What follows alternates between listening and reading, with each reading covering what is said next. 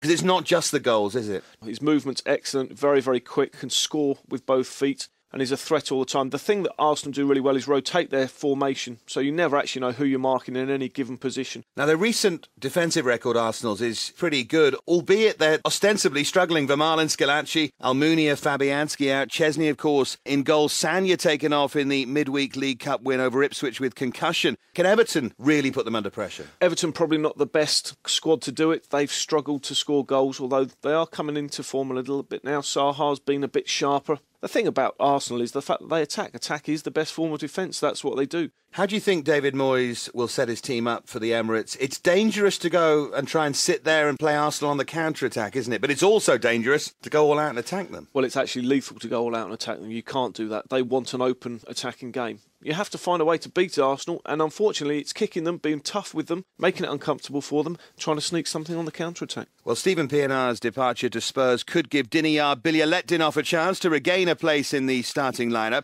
He scored in Everton's last match against West Ham, and that's something that David Moyes wants more of. We've missed that because Billy scored his 8 or 9 goals last year, and he's had a little bit of problem trying to get back in the side. But I've said to him, keep playing, he'll get in. His training's been terrific. He's been a brilliant lad, his work's been great, and he came on, he got us a goal. As I said, his goals last year were really vital for us, and let's hope there's a few more to come. Well, as well as the man they call Billy, another key part of the team over recent seasons has been Tim Cahill. He should be back from the Asian Cup. He might need to be rested after playing in the final for Australia on Saturday. Do you see him featuring, or is that too soon after a tough game and a long flight, Matt? Yes, I would have thought so. I thought it would be. I was actually at the West Ham-Everton game last week, and Everton were poor. West Ham should have won the game. And Everton actually really only got some success when they started going long at the end of it. They pushed their big Belgian midfielder up front and just shelled balls onto his head at the time. And that gave them an outlet, and Bilyaletdinov scored a very, very good goal late on. But there's no point in risking Cahill and losing him with injury for the rest of the season. Yeah, the aforementioned big Belgian Marouane Fellaini, another who needs to be on top form with regularity. So how do you think your old club Everton will get on in this one? It was 2-1 to Arsenal at Goodison earlier in the season. Do you see any measure of revenge for the boys in blue? No, I think Arsenal in great form, scoring a lot of goals. Could be 3-0 this one. Still to come, we'll be hearing from Alex McLeish, Roberto Martinez and Roberto Di Matteo.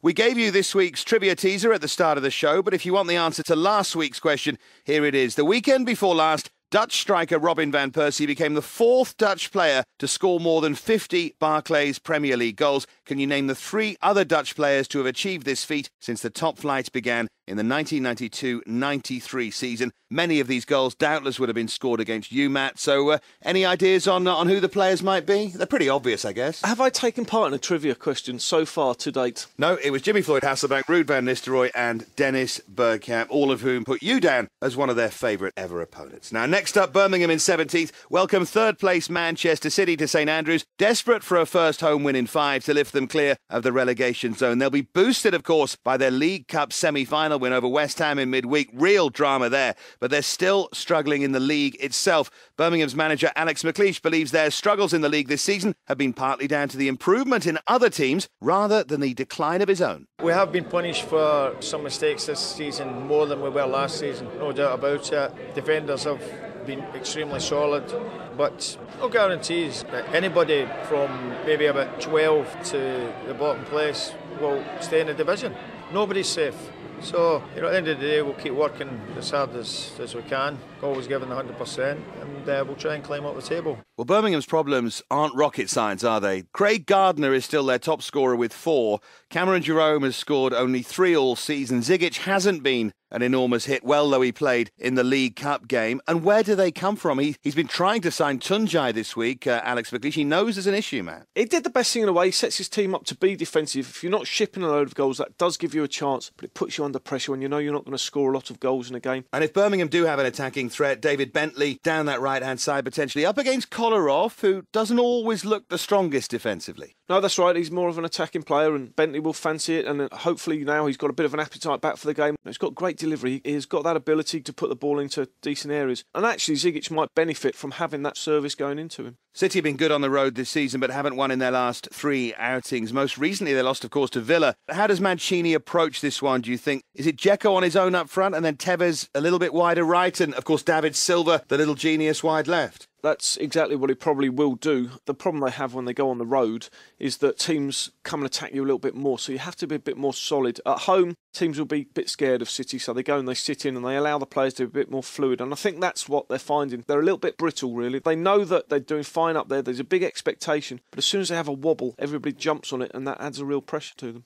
They managed only 2 shots on target in their last match against Villa, and that's the 5th time that's happened to them this season, so maybe not playing quite as well as we would perceive. Balotelli still out injured, Santa Cruz has been sold to Blackburn, Adebayor has gone to Real Madrid on loan until the end of the season. Does that suddenly make them a little short of options up front? It may make them short on options, but actually I think it helps because the forwards who are now there, with Tevez and Zeko, okay, Tevez is a constant because he's such a good player, but they know that they're going to be playing every week. They've got those 2 big personalities in Adebayor and Santa Cruz. You've got them knocking about a squad not playing. That can actually be more of a hindrance than a help. Well, prediction time, and here we go. I'm going to build you up to this. Birmingham have scored the fewest goals at home. Manchester City have conceded the fewest away from home. So is it a 0-0 draw, do you think? And it was 0-0 at the City of Manchester last time. Very difficult one to call, but I think Manchester City have got enough quality to get a reaction. I think they'll just sneak this one. I think they might just go down there and win 1-0. OK, that would be a massive win for Manchester City and a pretty big defeat as well for Birmingham City. Crucial game at the bottom of the table next as 16th placed West Bromwich Albion take on 18th placed Wigan at the Hawthorns, one of Matt's old clubs, of course. West Brom have now gone 21 league matches without keeping a clean sheet and have lost 6 of their last 7 matches.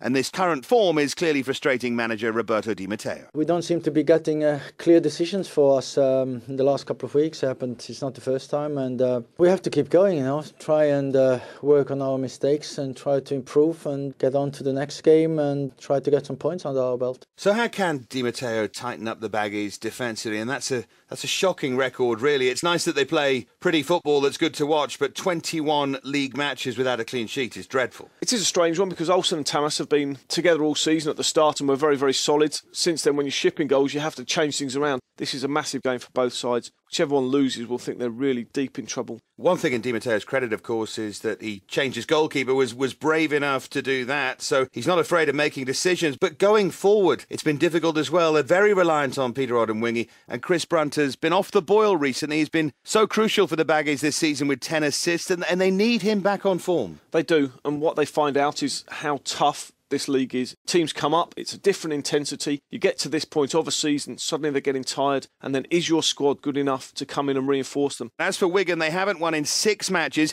and have scored the fewest amount of goals in the league at just 20 in 24. But manager Roberto Martinez is sticking to his footballing principles. We want to believe that we got real high standards, and any game that we go into, we want to win. And I think that's in the manner that we like to play, and we need to have that football arrogance. But we need to concentrate in the next 15 games. We need to learn our lessons and understand that in any game, if you want to get a positive result, you need to start brighter with a better tempo. Well, there's little doubt where the main problem lies with your old club, Matt. Similar to Birmingham, they need to score more goals. Now, Stuart Robson of this parish feels that they play very pretty football, but they do it in completely the wrong areas of the pitch, and that's why they don't score many goals. Are you in agreement with that? In a way, that is the case, and you look at the stats and they do pass the ball incredibly well, and they do play really pretty pattern football. The problem they have with the formation is they don't have a centre forward who can dominate the 2 centre halves, so they don't get enough balls into the box, and they're not enough of a threat at the moment. Well, Alcaraz missed the defeat at Arsenal last weekend. He's likely to still be injured for this one as well. Who'll come in for him in central defence, do you think? The Caldwell brothers again? Yeah, probably. I mean, Gary comes back from suspension, so you would have thought it might be that way. Gahori's got good pace and did very well dealing with Bent the other night, so maybe it'll be Gahori and Gary Caldwell. The leadership of Gary Caldwell is very important to this Wigan side. Finally, your prediction for this one. I always say this with Wigan, with your head, please, not your heart.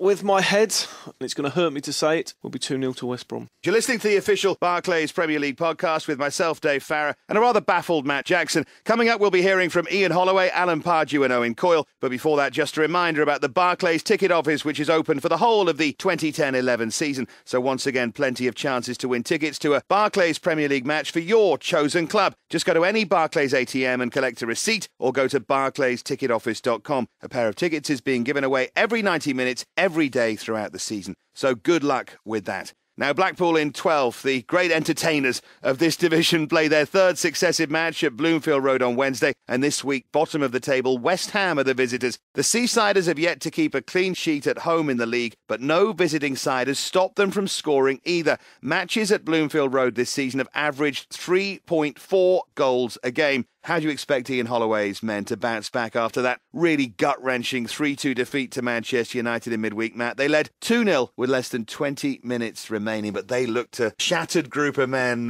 walking off that pitch. You talk about heart-wrenching, you talk about shattered, not words that you want to associate with a tough end of season, and they're going backwards a little bit. For all the glamour, for all the words that come out of Blackpool, for all the people who have admired them, they are unfortunately going backwards at the moment. DJ Campbell got his 6th goal in 7 matches against Manchester United. They need his goals up front, and it's an interesting matchup, him against Matthew Upson, because Upson's never the most mobile when he has to twist and turn, and Campbell does that to you, doesn't he? He does indeed, and I think they'll be getting attacked a lot. This is quite a good fixture for Blackpool because they'll feel that they can dominate West Ham. They feel they can go and play their natural game and dominate them. But West Ham were good. I saw them last week at Everton and they were excellent. Should have won the game. Well, the Blackpool player whose name is on everyone's lips these last couple of weeks has been their influential midfielder, Charlie Adam. He's been linked with a move to a host of clubs, but his manager, Ian Holloway, isn't going to let his captain go lightly. What on earth can I say about the boy? And how important is he to us? I can understand how he thinks £4 million a lot of money, but who can I replace him with for that sort of money? Nobody. So what are we doing then?